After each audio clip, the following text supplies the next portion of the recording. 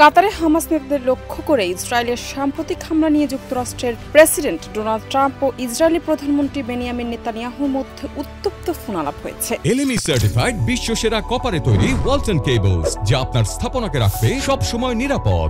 Wall Street জার্নালের তথ্য অনুযায়ী Trump এই হামলার ঘটনায় তীব্র হতাশা প্রকাশ করেন। তিনি বলেন, এমন এক দেশের মাটিতে হামলা চালানো হয়েছে যারা গাজায় যুদ্ধ শেষ করতে মধ্যস্থতা করছে।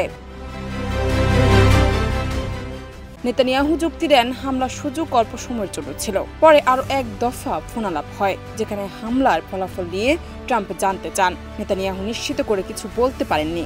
হামাস জানিয়েছে হামলা তাদের শীর্ষ নেতৃত্ব বেঁচে গেছে, তবে 5 সদস্য ও এক কাতারি নিরাপত্তা কর্মী নিহত হন।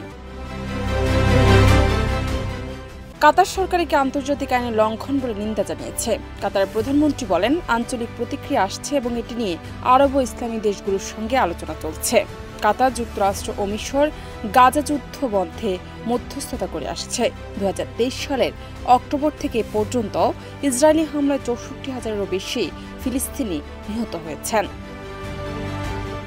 জানাত নিপু, দেশ রূপান্তর।